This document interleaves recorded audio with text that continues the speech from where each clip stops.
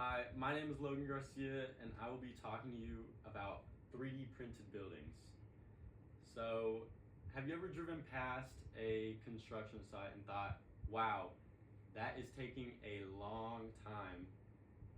I wonder if there's any way to speed that up.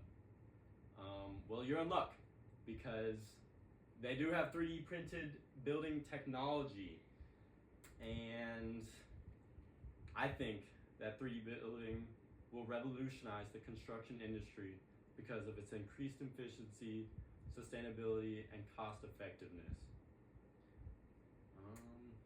So, materials for 3D printed buildings are more affordable and durable than traditional options, which makes them accessible for a wider range of people.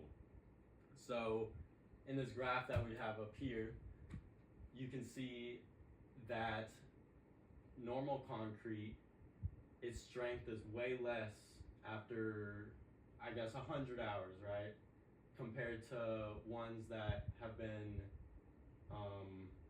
I guess, customized with their ingredients and chemicals for printing and 3D printing.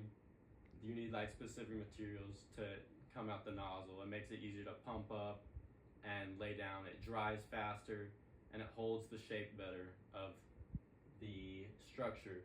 And all the way up here is the one that has been like with the chemicals added through the nozzle. And it's 5 times more, has 5 times more strength than normal concrete from like traditional buildings, and it's way less expensive because 99% of the 3D printed concrete is sourced locally from around the construction area, and so that saves on transporting it from like another place. And then only 1% of like the concrete that is put into the 3D printer is like the chemicals that these people have designed from DFAB or this company. And so this saves around 90% of construction material costs. All right. And then 3D printed buildings require way less manpower and facilitate the creation of intricate designs with ease. So obviously with 3D printing, you have a machine that just goes in circles around the whole structure, layer by layer. And you would think like, oh, like that must take a while, but no, it only takes 4 days to assemble a whole building. I guess it would depend on the size of the building, but like, that's still crazy. Like, and then with a 4-man crew, like who's doing that? What company is doing that? And yeah, so 80% is automated. The rest is like with the people mixing the concrete or whatever material you want to put into the printer, and then them operating it, making sure it's running well. And this is 3 times faster construction. So like the same building would take 12 days. Obviously, that's simple math. Anyways, and here you can see a picture of a building.